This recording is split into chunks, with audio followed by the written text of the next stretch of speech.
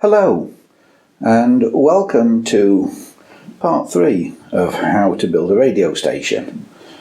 Now, today we're looking at mixers.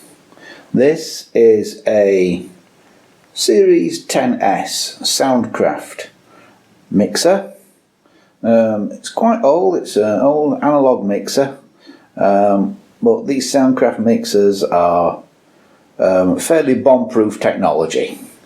They're used by lots of radio stations all over the place and very popular, and like I say, they'll go on forever.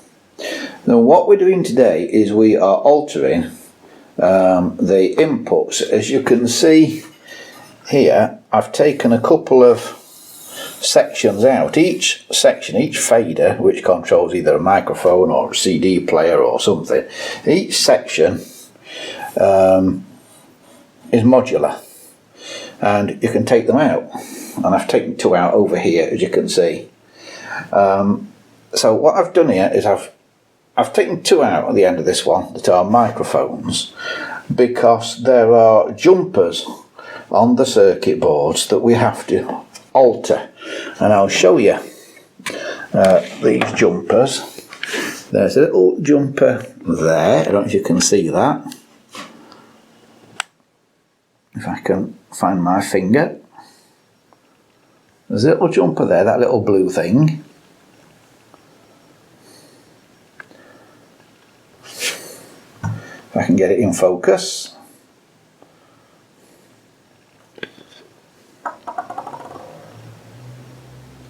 And there's another one there as well, sort of in the centre of the screen at the minute.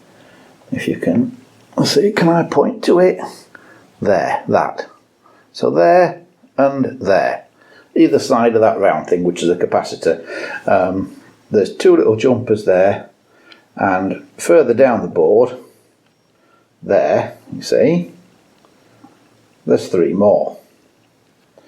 And what these jumpers do depends on how you have them set. You can have them set in 2 positions, sort of on or off. There's 3 pins, and the little jumper thing, you pull it off, the little blue bit, and it connects 2 of the 3 pins together for each one. Here on the manual for the mixer, which I'm lucky to have, it shows you the jumpers. It shows you 2 of them there, 3 together there. It shows you another one up there as well, which is here on this. Come on, focus. Stupid machine. There's another one up there. And they do different things, but the ones we're particularly worried about are these 2 at the moment, which are jumpers LK1 and LK2. That's 3 up there, and these are 5, 6 and 7 here. LK1 and LK2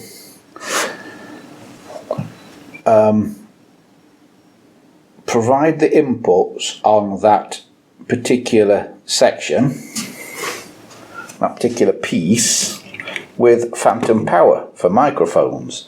So as you can see, there's 2 mic inputs there, XLR sockets, mic A at the top and mic B. Now if we have these jumpers here set to their top position, i.e. the top and the middle pins connected together, you get 48 volts phantom power on those XLR sockets to power unpowered condenser microphones and that. But if you plug in a microphone that doesn't require phantom power and you give it phantom power, you can cause some damage. So what we're doing is taking these out and making sure the phantom power is set to off, i.e.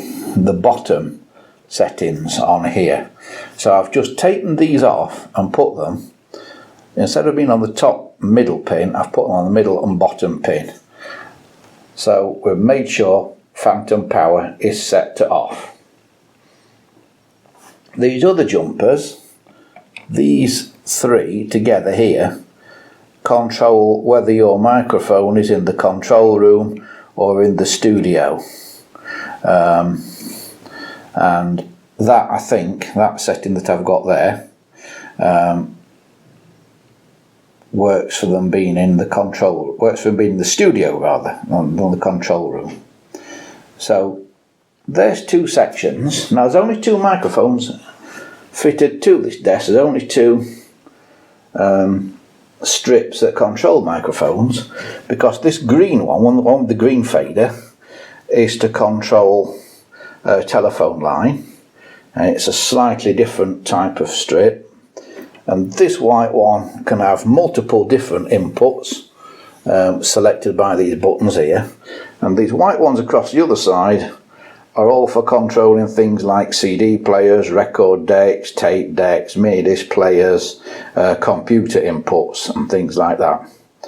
So what I want to do is take out these two blank strips and put in two more microphones out of this spare mixer that we've got on the floor here.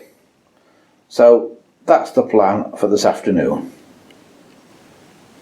Okay, this is the spares desk, and as you'll see, I've got two of the microphone faders out of that now, and I've got them over here, and I've changed my links over here so that these two are in position B, so they will not give phantom power to the two microphone sockets there. They will not give phantom power. These three links are in the correct position, I believe, to say the microphones are all in the studio, both microphones potentially. And this link here in position A, i.e. that position, top two pins, that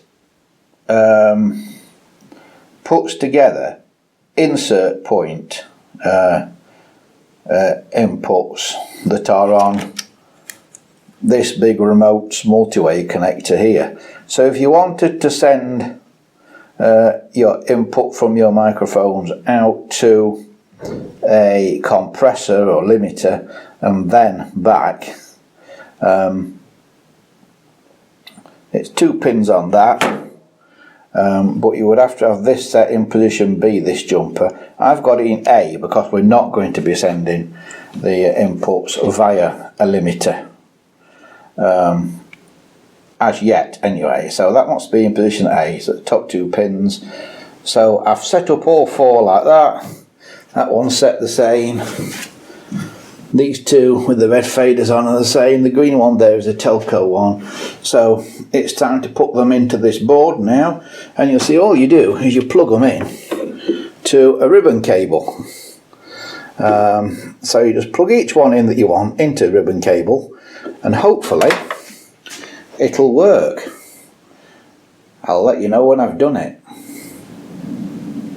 Well, thank goodness I had the user guide. But I've managed to do it. I've now got a mixer with four microphone inputs, the red faders on the left hand side, a telco input, a multiple source input, which is the one with the white fader and all the buttons at the side of it there, and then 5 other faders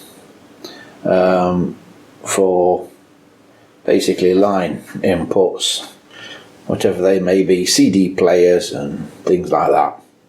But actually each one of these faders is 2 inputs, because right at the top of the desk here, this little thing, if you can see it, is marked things like mic B, which means it operates mic A when it's not pressed and mic B when it is pressed. So actually that is mic A because it's unpressed now. You know, the switch has popped out and that's gone off. Okay, so they're all now on mic A. So 1, 2, 3, 4, 5, mic A there. But they can be reset to mic B. So although there's actually 4 microphone faders there and a telco, so 4 mic faders, there's actually 8 microphone inputs.